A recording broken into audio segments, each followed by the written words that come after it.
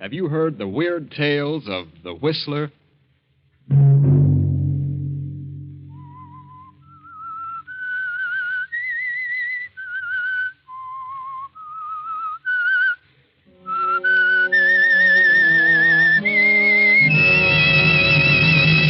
I'm the Whistler.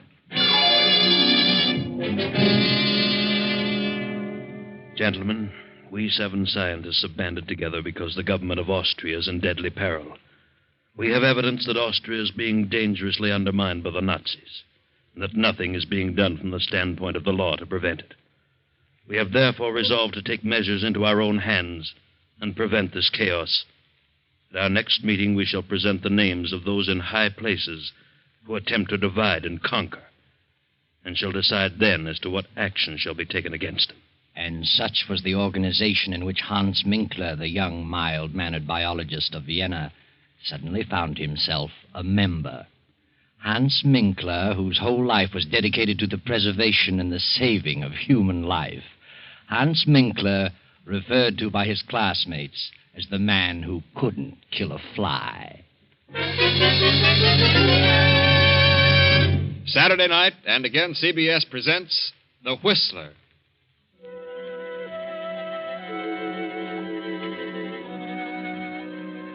I, the Whistler, know many things, for I walk by night. I know many strange tales, many secrets hidden in the hearts of men and women who have stepped into the shadows. And so I tell you tonight the incredible tale of the letter. Hans Minkler, the young biologist, only half heard the speech of the leader of the 7 scientists, for Hans was dreaming of his beloved experiments. His experiments and the pretty niece of Monsieur Gallet, the lovely Viel, who had been living in Vienna these past 4 years. Kindly Monsieur Gallet was interested in Hans Minkler's theories, and Hans was hoping Gallet might finance them. Well, Dr. Minkler, I've studied the outline of your proposed experiments, and I've come to the conclusion that you can accomplish great things. Oh, well, that makes me very happy, Monsieur Gallet. How much do you think you'll need to carry on? I feel quite sure that I could get along for a couple of years on 5,000. If my cell experiments prove successful, human life may be prolonged considerably. I have all the faith in the world in Hans, Uncle. My niece is certainly sold on your ability, Dr. Minkler. So are you, Uncle. You may as well admit it. Young men with your principles are all too scarce today. Europe seems to be saturated with men who claim they want to save mankind. They all seem to want to arrive at it through a destructive method. Well, it's only a temporary condition. Who do you plan to have assist you? Kurt Lassner? Kurt? Well, I haven't decided yet. Kurt is a fine young man. Yes, he was a good student, but he's drifted away from his studies. He's become absorbed in politics. Very well, Hans. I'll start you out with 5,000. Is that the way you want it, Viel? Yes, Uncle, you're a darling. I hope that someday I may be able to repay you. See who that is, Viel. Come into the library, Hans. I'll give you a check. Yes, of course. Oh, good evening, Kurt. Hello, Viel. Well, how are you? Very well, Kurt. You're very lovely this evening. Thank you. Yes, indeed. The prettiest girl in Vienna. Is Hans here? I said I'd pick him up on my way downtown. Yes, he's talking to Uncle. Talking business. My, I've had a busy day. Not enough hours to go around. Sit down, Kurt. Thanks. Kurt, why have you given up your career? Biology? Oh, I don't know. But you could do so much good. You were so well equipped to carry on in science. Think of the things yet to be done. I'm going to do things. Great things. I mean things that will really benefit mankind. Well, that's what I mean, too. You know, you sound like Hans. Hans is very sad about your dropping your work. He counted on your helping him in his experiments. Oh, he'll get over it. Besides, those experiments can wait a while. No, Hans is going ahead. Who's going to help him? I am, if no one else. You? Well, how can you help him? I can learn biology. But it'll take a lot of money to do what he planned. He has the money. It's all arranged. My uncle has financed him. Your uncle? Yes. Well, I wish Hans luck. And I'm going to marry Hans. What? You and Hans? Well, what a surprise. Yes, I've made up my mind. I see. Well, I guess... Good evening, Kurt. Glad to see you. Good evening. Hello, Kurt. Oh, have you heard the good news? Yes, Viel just told me. And I wish you both good luck. I hope you'll be very happy. When's the wedding? Wedding? What wedding? Oh, yes. Me, of course. Typical absent-minded professor. See, look, I have the money for my experiments. Well, Hans, it's 7:45. We better run along. We have an appointment at 8. Oh, yes, the meeting. I'd forgotten. Yes, I'll be right with you. Goodbye, monsieur. Bye. Good night, Viel. Darling. Good night, Hans, dear. I'll see you in the morning.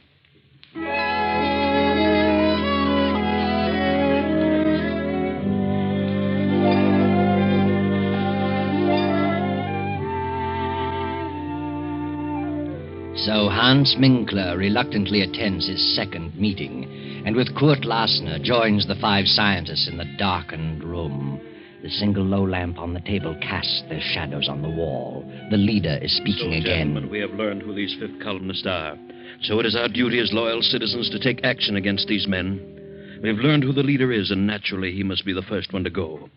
In this envelope I have his name. We will now draw lots to select the one among us to carry out instructions which will be read later. Are you ready with the straws, Kurt Lassner? Ready, sir. This is an old and simple method, but since there are only 7 of us, it will suffice. Proceed, Kurt. Yes. 1, 2, 3, 4, 5, 6, 7. All of us have drawn, sir. Good. Here's the envelope containing the name of our victim. Who has the short straw? Well, I guess I have. Hans Minkler. Here's the envelope. But before you open it, we must tell you what the committee has decided to do about this man. He is to die. Die? And that task has fallen to you. You mean this man is to be murdered? Exactly. What? You don't know me, gentlemen. I'm a saver of life. I wouldn't consider such a thing for a moment. Herr Minkler, you are a member of this group. You know our secrets. It will be best for us and for you if you completely forget your scruples. Oh, but I can't belong to a society with such diabolical purposes. Why, I didn't realize what this was all about. Oh, no, I withdraw. It's too late to think about withdrawing. Do you mean that you actually expect me to kill someone? You have been selected. You are fools. Oh, I couldn't kill a fly. I couldn't harm a living thing if the whole country went up in smoke. This is the most ridiculous thing I've ever heard of. You're not scientists. You're a band of madmen. Fiends. Sit down, Hans Minkler. We're not a band of madmen, and we are not fiends. We are loyal patriots of Austria who are determined to save our country. Any one of us might have drawn that straw. Well, I don't want to be a party to such a plan. I'll not commit murder. Unfortunately, you know too much about us now to pull out. And suppose I refuse? Then you will accomplish nothing. Not only will we eradicate our selected victim, but we'll see to it that you are eradicated with him. Who is this victim? Open the envelope. Very well. What? Why, you are insane. The whole lot of you. Monsieur Gallet is the soul of honor. Monsieur Gallet is one of the most honest men I've ever met. Monsieur Gallet is the leader of the Nazi party. I don't believe it. Why, I'm to marry his niece. Did you say Monsieur Gallet? Yes, you know that's ridiculous, Court. He'd never do such a thing. Gallet is the leader. We have proof. He also has a very lovely niece. And I'm sure you'd want nothing to happen to her. Would you, Herr Minkler? No. No, I wouldn't. But you must give me time. Time to think. There is nothing to think about. It has been decided. Gallet must be exterminated within 12 hours. Very well. And there's nothing else for me to do. Good night, gentlemen. Good night, Herr Minkler. And remember, if you don't accomplish this task within 12 hours, we will be forced to take care of you. And if we can't find you, we will find the girl. Yes, I understand. Good night.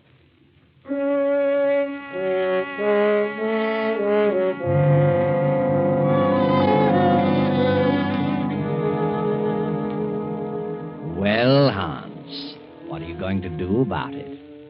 You've sat in your apartment for 2 hours now. Which shall it be? 3 lives are at stake. The uncle's and yours and Viel's.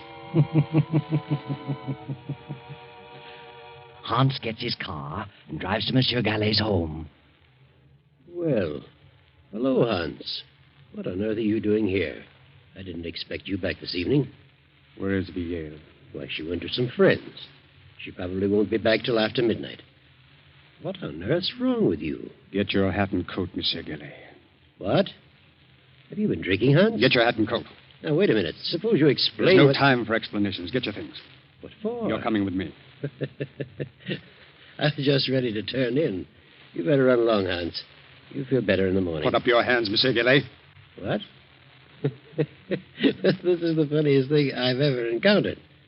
Have you really got a gun in your pocket? I have. I hope you don't force me to prove it. Well, this is certainly a surprise. The meaning of all this? I've just discovered that you're the leader of the Nazis who are trying to undermine the Austrian government. Are you serious? Yes. Who told you such a thing? There's an organization which is determined to eradicate all Nazis one by one, and you are the leader. Read this. It says leader Paul Gallet. Death. This is the maddest thing I've ever heard of. I've been highly active in anti-Nazi work. They say that's merely a cover-up. Are you a member of this secret organization? Yes. You've been selected to kill me? Yes. It's unbelievable that you, Hans Minkler, could be mixed up in such a thing. I think you're being hoodwinked. I am an anti-Nazi. If you plan to kill me, you must belong to the Nazi organization. Get your things and come along. What do you intend to do with me? That's all planned. Come along. Very well. No, you. Give me that gun. You fool. No, don't. You don't.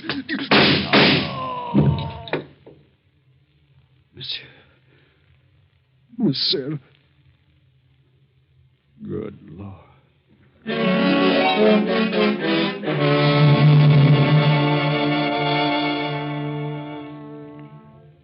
Hans stands staring at the body of Monsieur Gallet for a few moments. Then, in a daze, he turns out the lights, closes the library door, and returns to his apartment. For the remainder of the night, he sits at his desk staring into the darkness, lost in thought. And then morning comes, and Viel at her home opens the library door and...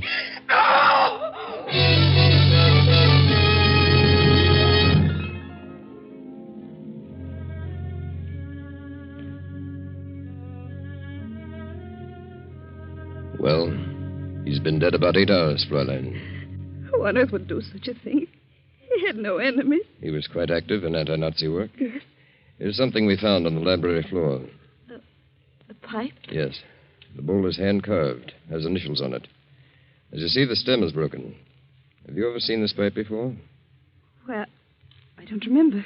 There's something else we found, a note, which reads, Leader Paul Gallet, death. Do you recognize the handwriting? No. Do you know anyone whose initials are HM, the initials carved on the pipe bowl? Yes, the pipe belongs to my fiancé, Hans Minkler. Your fiancé. What time did you return home last night? I attended a party and got here about 1 o'clock. I supposed Uncle was in bed. I didn't look in the library. I went straight to my room. What is Hans Minkler's address? I'm sure Hans had nothing to do with this. Are you? He lives at 13 Cronhead Street. I'll run over there. Please don't touch anything in the library. I won't. Good morning.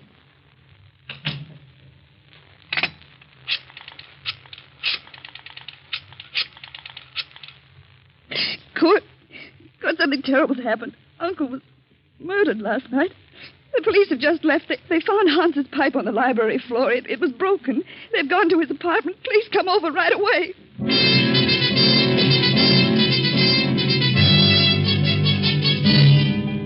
Hello, Hans. This is Kurt. The police found your pipe in Gallet's library. They're on their way to your place. You've got to get out of the country immediately. Don't wait a moment.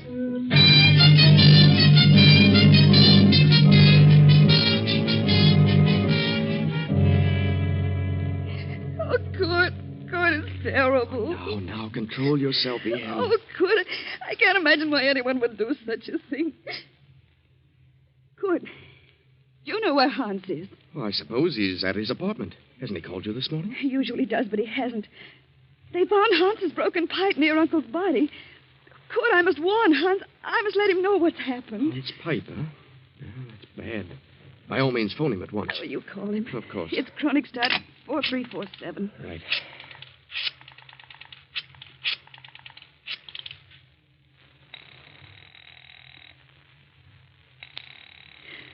It's ringing. He must be there. He would have answered by now. Where could he be? I haven't the slightest idea. But he always calls me before this. Kurt, it isn't possible. It can't be. Now, just try to control yourself, Yale. Oh, see who it is, Kurt. Special delivery. Sign here, please. Well, thank you. Who's it for? For you. Kurt. It's from Hans. Good heavens, read it. Leaving Vienna on important business. Contact me at 16 Rue de Roche, Paris, under name of Pierre Cabot, H.M. Well, I don't understand it. What does he mean? What important business? Why should he disappear like this? I've no idea, but it does look strange. Your uncle is murdered and Hans disappears. Oh, but what motive could he have had? But they found his pipe near Uncle's body. You know Hans had nothing to do with it. I'll admit he's always been rather peculiar, never seemed to let loose, always seemed to be on his guard, but I can think of no reason for this. But what could this important business be? He never told me of it. And why on earth should he go to Paris under an assumed name? That is strange. Kurt, that officer said something. What? Well, you know that Uncle was active in anti-Nazi work. Do you suppose it could be a Nazi? Oh, why not? But who? Who do we know that's a Nazi? I certainly Wait don't. a minute. You just said that you felt Hans was always on his guard. Do you mean you felt he was concealing something? Well, there have been times when I've felt that, but on the whole, I've thought of him as a slow-thinking, absent-minded professor. But it does seem strange that the moment Uncle gave him the check, that this should happen and he should disappear. Well, maybe he went to visit our old pal, Jean Renault. You remember Jean? He was one of our classmates. But I have a strange feeling that Hans wouldn't go away like this, without telling me beforehand, unless something were wrong. Do you suppose that Hans has been deceiving us all along? What makes you ask that? Well, it suddenly occurred to me that he spoke French without the trace of an accent. And I remember Jean Renault said once that he spoke English without an accent. So what? Well, if he did, where did he learn to do that? Certainly not by living in Vienna all his life. Oh, I see what you mean. Why didn't he tell me beforehand that he was leaving? But he wrote you this letter. Yes, but it wasn't written by the Hans I know. Oh, I think you'd better forget about it. Good. I didn't tell you this. The police found a note on the floor. It said, Leader Paul Gallet, death. It must have meant that Uncle was an anti-Nazi leader and he was sentenced to die. And if this ties in with Hans' disappearance, then Hans must have been connected with the Nazis. Oh, darling, you're getting yourself all worked up. You don't think Hans was a Nazi? Well, I'll admit, the way you've got it all worked out, it sounds plausible, but if he was a Nazi and he's left the country, what can we do about it? He won't come back. But why should he go to Paris? Well, Jean Renault was a good friend of ours. I'm sure Jean knows nothing about Hans being a Nazi. Jean would never suspect him. Maybe Paris is his next assignment. Nazis are just as busy in France as they are here. Let's see that letter from Hans. He says here, contact me 16 Rue de Roche, Paris. That's Renault's address, 16 Rue de Roche. Oh, good. I just can't believe it. How could I have been such a fool? I'll see who it is, darling. I'm Captain Gruber from police headquarters. Oh, come in, Captain. Sorry to trouble you again, Fräulein, but we went to Herr Minkler's apartment. He wasn't there. He wasn't. His car has not been in the garage all night. That's strange. We found this writing on the notepad on his desk.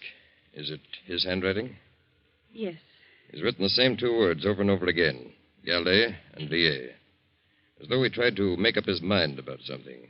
But what's become of his car? The car's been found. Where? In a public garage.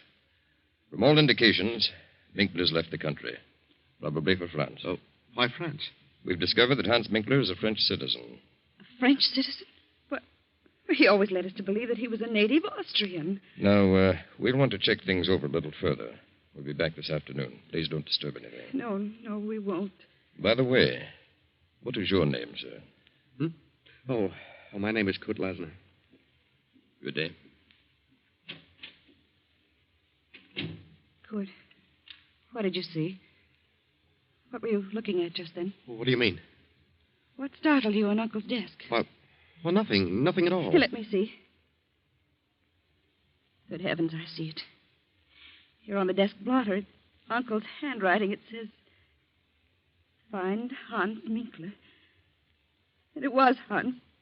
It was. Uncle was trying to tell us who did it. Maybe.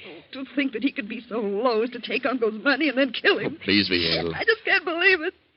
I won't believe it. I must. Well, I'm sorry to say that all the evidence is certainly against him. Oh, come, Viel. Try to get this off your mind. Try to get some rest. The police will take care of everything. Oh, yes, Kurt. I guess you're right. If Hans did do it, he'll pay. He's the one who'll do the suffering. Believe me.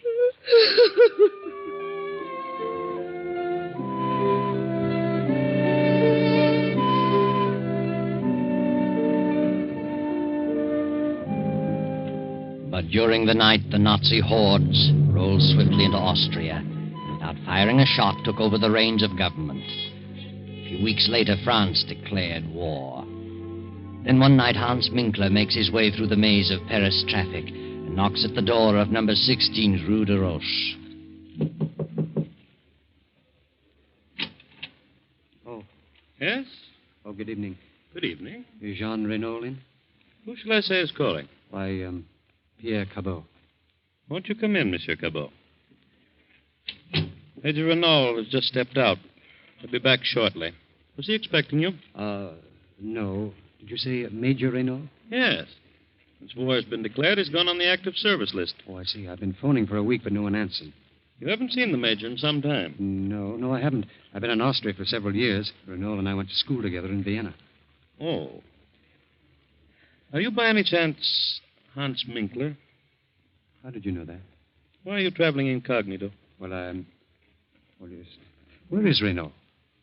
I regret to inform you that Renault has been in Africa for some time. He's due back in a few weeks, however. Did you know Monsieur Gallet in Vienna? Yes. Who are you?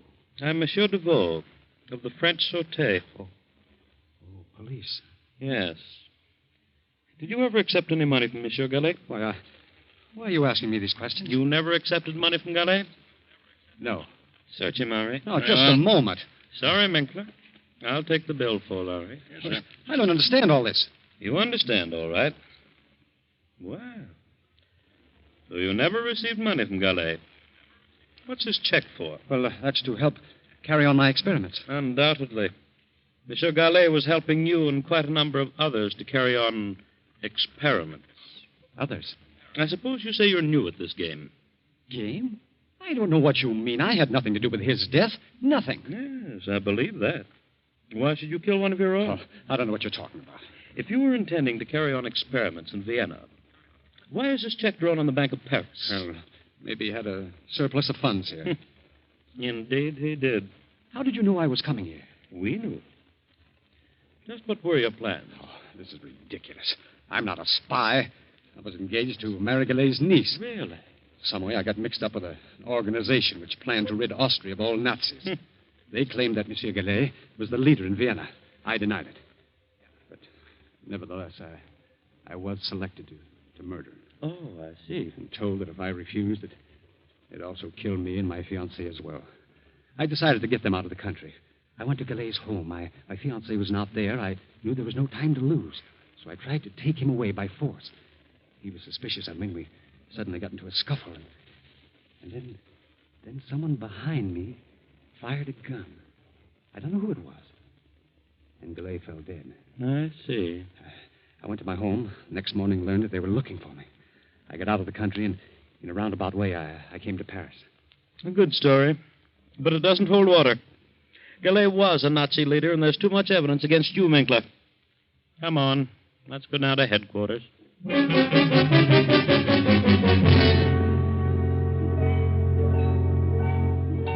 2 weeks later, Jean Renault returns to Paris. Then, 6 weeks after Austria surrenders, Kurt and Viel escape from the Nazis and make their way to Paris. Jean Renault meets Kurt on the street and asks him to bring Viel to visit him at 16 Rue de Roche. Come in, Kurt. Well, Viel. It's been a long time. How are you? Excellent, thank you. So you two are married. Well, my congratulations. Though I didn't expect it to work out quite this way. No? Why not? Well, I always had an idea that you might marry Hans Minkler. Well, one never knows. No, Kurt. One never does. By the way, have you seen Hans? He's in Paris, been here for several weeks. Has he? Yes. Don't tell me you haven't seen him. Well, he told us he was coming to visit you. Oh, yes. He's in Paris. I wasn't here when he arrived. He left several notes. I found them when I returned. But do you know where he is now? Yes. Would you like to see him? Yes, I would. Hans is dead. Dead? What? Dead? Yes. He was executed as a Nazi spy. A Nazi spy? Yes. I got here too late to help him. They had conclusive evidence against him. Why, that's ridiculous. Hans is dead, nevertheless. But what happened? Well, it seems Hans got into some trouble in Vienna and came to Paris to see me. In some way, the Sûreté here was informed that he was a Nazi, was coming here to carry on. But who on earth would accuse Hans of such a thing? I wonder. But they received a letter from Vienna accusing Hans. The Sûreté found a check on him from a high Nazi official. There was nothing that could save him. A check from a high Nazi official? Who was the official? Paul Gallet, Viel's uncle. What? Didn't you know about your uncle? I don't believe it. Whether you do or not, he was a Nazi. The Secret Service has known it for years. He may or may not have given the check to Hans for Nazi purposes. But the evidence was against Hans. Then the letter came to the Sûreté saying Hans was a Nazi agent. They found him here, arrested him. That's all there was to it. But who would write such a letter? Hans had no enemies. Would you like to read the letter? Yes. Here it is. Hans Minkler, under alias of Pierre Capot, has given evidence of being a Nazi spy. Locate him at 16 Rue de Roche, Paris. And that's all that was necessary. How awful. I can't imagine such a thing. Notice the handwriting, Kurt. What? Ah, yes. Viel, this is your handwriting. It is not. I'm positive. You wrote this. No. Don't lie to me. I know your writing. You wrote this letter. All right. All right, I did. I was convinced that he'd deceived me. I was convinced he killed Uncle. Yes, I wrote it. How could you? Oh, I never dreamed Uncle was a Nazi. I thought Hans was a Nazi. I was determined to make him suffer. You believe me, don't you? Yes, Viel. I believe you. But I'm awfully, awfully sorry for you. Poor Hans. Poor Hans. Oh, I'll never forgive myself. Yes, Viel. What a terrible injustice you have done. But someday, perhaps you'll learn what really happened to your uncle. It wasn't Hans who killed him. Hans didn't even have a gun, just a pipe. But Hans wanted to get him safely out of the country. And Kurt knew that Hans would never go through with the order of the Secret Seven. So he followed Hans. And when he saw what was happening, he shot Gallet and disappeared and let you think Hans did it. Because Kurt was in love with you, too, Viel.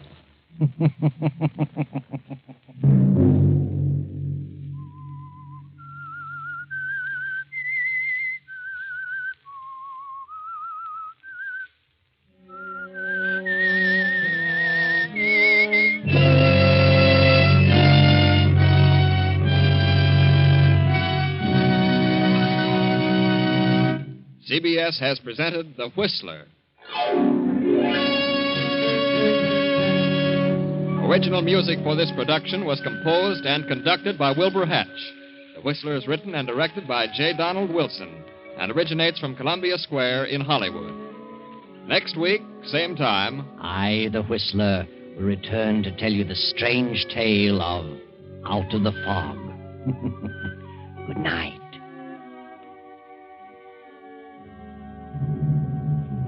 this is the Columbia Broadcasting System.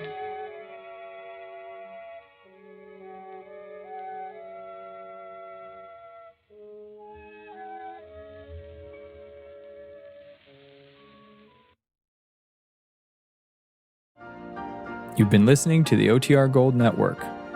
Find more classic radio at otrgold.com.